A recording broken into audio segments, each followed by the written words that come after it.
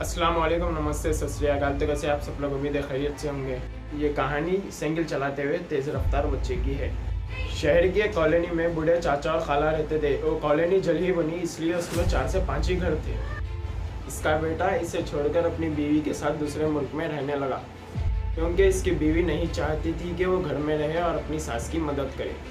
जिस कॉलोनी में बूढ़े चाचा और चाची रहते थे, वो हर वक्त डरते रहते थे कि कहीं कोई हादसा ना हो जाए।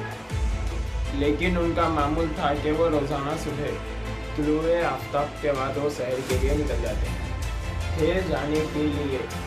एक दिन दोनों हमेशा की तरह सुबह 4 कदम के निकले तो देखा कि एक लड़का तेज़ी से साइकिल चला रहा था और इस साइकिल के पीछे बेलचा बंधा था। लेकिन उन्होंने ज़्यादा तवज्जो ना दी और वहाँ से चले गए। दूसरे दिन फिर इसी वक्त वो लड़का नमूदार हुआ और इसी रफ्तार से साइकिल चला रहा था। इसी तरह तीसरे चौथे दिन भी लड़का नमूदार। 5वें दिन चाची जी ने चाचा जी से पूछा कि ये लड़का रोज़ाना इसी वक्त सुबह साइकिल चलाता है, मुझे लगता है कि कुछ गड़बड़ है। क्या ये लड़का कोई गलत काम करने वाला है? लेकिन चाचा जी ने कहा कि हमसे क्या होगा। लेकिन चाची जी ने कहा कि हमें देखना चाहिए कि हमारी कॉलोनी में कोई गड़बड़ ना हो। चाचा जी ने कहा ठीक है, अगले दिन हम इस लड़के का पीछा करेंगे और देखेंगे कि ये कहाँ जा रहा है।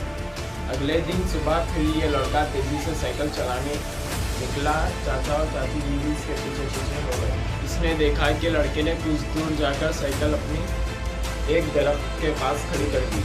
इसी दरख्त के पास कुछ खाली ज़मीन पड़ी थी और वो उसे खोदने लगा। चाचा ने पूछा कि उसे नौकरी मिल गई है, कौन सा काम है जिसमें ज़मीन खोदनी है? लड़के ने कहा कि मैं काफ़ी दिनों से बेरोज़गार था, आखिरकार मुझे फार्म हाउस में नौकरी मिल गई और मेरे पास कोई तजुर्बा नहीं है, ताकि जैसे ही काम शुरू हो हमें नौकरी से ना निकाला जाए।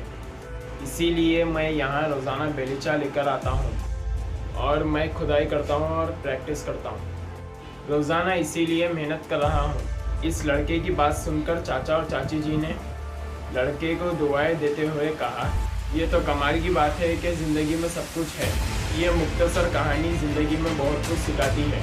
इसीलिए हम कामयाब होना चाहते हैं तो कामयाबी के लिए सबसे अहम बात यह है कि हमें मेहनत, कोशिश करनी होगी, तभी हम ज़िंदगी में कामयाब होंगे।